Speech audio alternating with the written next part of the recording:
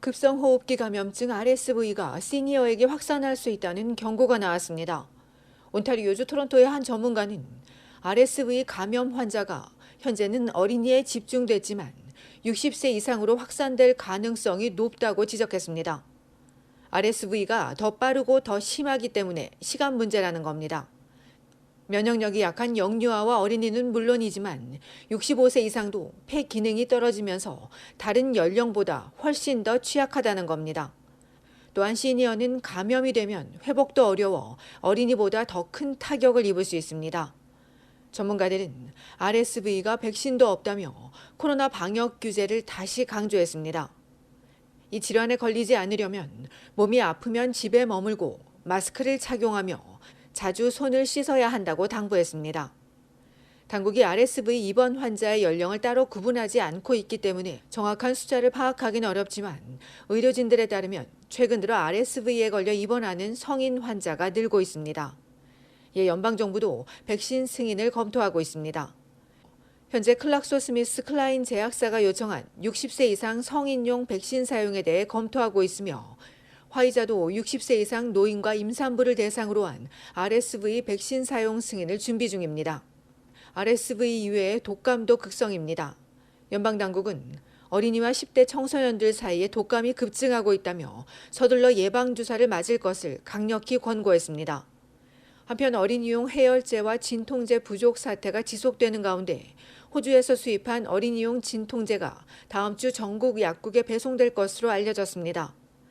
일부 약국엔 이미 전달된 것으로 전해진 가운데 병원에 제공되는 호주산 어린이용 의약품도 향후 수주 동안 제공될 예정입니다.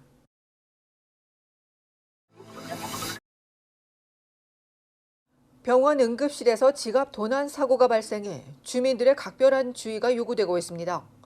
사고는 지난 수요일 아침 9시 반 온타리오주 토론토 다운타운 엘리자베스 스트릿에 있는 토론토 제너럴 병원에서 발생했습니다. 이날 한 남성은 심한 고관절 통증을 호소하는 68세 모친을 모시고 토론토 제너럴 병원 응급실을 찾아갔습니다. 이곳에서 2시간 정도를 기다리다 회사에 전화하기 위해 자리를 비웠는데 그 사이 발생한 겁니다. 아들에 따르면 한 낯선 여성이 혼자였던 어머니에게 다가와서는 무릎 위에 놓여있던 가방에서 지갑을 빼나갔습니다. 이를 본 주변 사람들이 소리를 지르며 도움을 요청했지만 아무도 나타나지 않자 아픈 몸을 이끌고 모친이 직접 가해자를 뒤쫓았습니다. 구석으로 몸을 숨긴 뒤 지갑 안을 뒤지며 이것저것을 꺼내던 여성을 찾아낸 피해자는 그렇게 다시 지갑을 찾을 수 있었고 응급실을 찾은 주민들의 도움을 받으며 휠체어로 돌아올 수 있었습니다. 그때까지 병원 측에선 아무도 나타나지 않았고 5분이 지난 뒤에서야 경비원이 나타나 가해 여성을 데려갔습니다. 이와 관련해 병원 측은 응급실 출입이 열려있다 보니 노숙자들이 들어오기도 한다며 이번 같은 불행한 일을 겪은 모두에게 유감을 전했습니다. 이어 사건에 관련된 모든 사람을 참고인으로 조사할 예정이라고도 덧붙였습니다. 피해 여성의 아들은 응급실이 뉴욕 지하철도 아닌데 이런 일이 발생했다며 특히 사건이 발생했는데도 주변에서 보안 요원을 찾아보기 너무 어려웠다고 지적했습니다. 그러면서 병원을 비난하려는 것이 아니라 더 안전하고 효율적인 병원으로 개선되기를 바라는 마음으로 알리게 됐다고 전했습니다.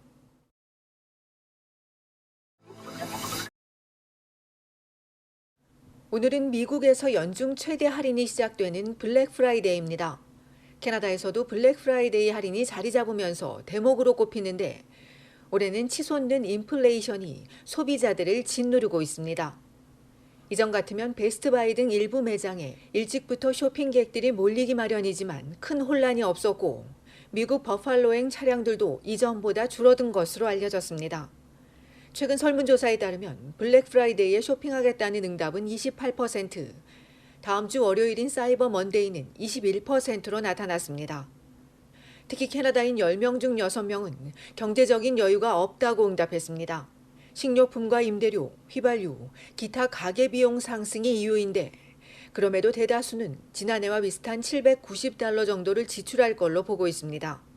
선물도 구입할 예정이지만 가격에 민감해지면서 구매 결정까지는 매우 까다롭고 신중하게 고를 것으로 전문가들은 예상했습니다. 설문조사 결과 응답자 절반 이상이 좋은 상품을 원하는 만큼 더 싼 가격에 찾기 위해 온라인을 찾아보고 발품을 팔아가며 여러 매장을 다닐 것이라고 답했습니다. 또 할인 매장 곳곳을 돌아다닐 것이란 응답도 절반이 넘었습니다. 소비자들은 할인 및 프로모션으로 더 낮은 가격을 제공하는 업체와 무료 배송 등 추가 혜택을 제공하는 업체를 선호하는 경향이 높았습니다. 예년처럼 온라인 쇼핑도 이어가지만 절반이 넘는 63%는 직접 매장을 방문하겠다고 답했습니다. 전문가들은 경제가 둔화하면서 그동안 축적된 재고들도 늘어 앞으로 가격이 더 내려갈 수 있다고 전망했습니다. 소비자들도 여전히 대폭 할인을 기다리는 모습입니다. 또 소비자 눈높이에 맞춰 이전과 달리 더 할인해 주거나 할인 품목을 전 품목으로 확대하는 소매 업체들도 나오고 있습니다. 한편 이번 설문조사에서는 올 연말 대면 만남이 증가하면서 레스토랑이나 술집 예약이나 방문이 늘고 의류와 장난감, 사탕, 과자 소비가 증가할 것으로 나왔습니다.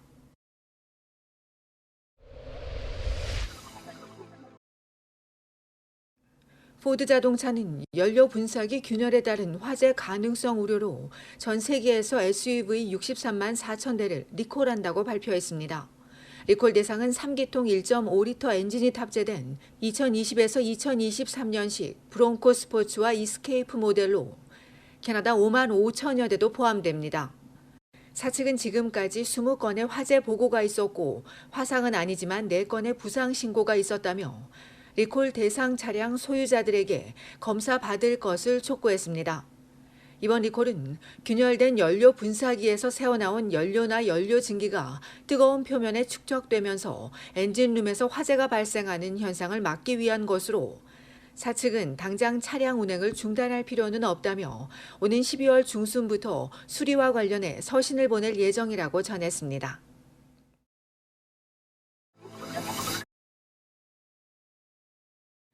온타리오주에서 고속도로를 달리던 자동차를 향해 대형 타이어가 날아오는 날벼락 같은 사고가 났습니다. 어제 아침 427 고속도로와 401 고속도로 인근 서부방면 도로에서 앞서 달리던 대형 트럭에서 앞바퀴 하나가 빠져나와 뒤따르던 차량을 덮쳤습니다. 이 대형 바퀴가 운전자 바로 뒷좌석 측면에 맞아 피해 운전자는 다행히 목숨을 건지기는 했지만 자칫 인명피해로 이어질 수 있었던 아찔한 순간이었습니다. 온주 경찰은 정비 불량이 사고 원인이라며 고속도로 안전법 위반 등의 혐의로 운전기사와 운송회사를 조사하고 있다고 전했습니다.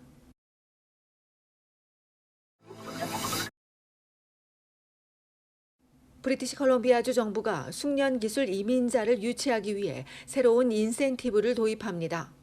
메트로 밴쿠버 외곽 지역이 중점 대상으로 지난주 16일자로 이들 지역의 직업 고용을 제한받았거나 최소 1년 이상 소도시에서 일한 경우 또 소도시에 거주하면서 대학을 졸업한 주 정부 지명 프로그램 후보자에게 추가 점수를 부여하는 등 더 높은 우선순위와 프로그램 접근권이 부여된다고 정부는 밝혔습니다. 정부는 이번 제도를 통해 주요 도시에 집중되는 숙련기술 이민자들을 외곽 지역으로 확산시켜 사업주의 인재난 해소에도 도움을 줄 걸로 기대했습니다. BC주는 앞서 PMP 프로그램을 의료 종사자와 유아 교육자에게 우선순위를 두면서 보건당국 직업군 66%, 외부 의료 분야 지명은 224%, 유아교육 지명은 575% 증가한 바 있습니다.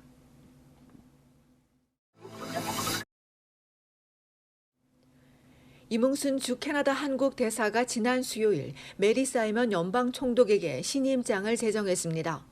신임장 제정식에 이은 개별 환담에서 임 대사는 내년 한캐 수교 60주년을 맞아 한 캐나다 국민 간 인적 문화적 교류를 더욱 활성화하여 상호 간 이해를 제고하고 양국 간 우위를 더욱 돈독히 다져나가도록 적극 노력하겠다고 밝혔습니다. 예 사이먼 총독도 양국 관계 주요 현안 진행 상황과 양국의 젊은 세대 간 교류에 큰 기대를 표명했습니다. 지난달 13일 부임한 임 대사는 외무고시 22회 출신으로 외교부에서 장관 비서관과 인사국장, 주 미국 정무공사, 주 뉴욕 부총사 등을 지낸 바 있습니다. 한편 임 대사는 오는 12월 2일 토론토 총영사관 관저에서 초청된 단체장들과 오찬 간담회를 가질 예정입니다.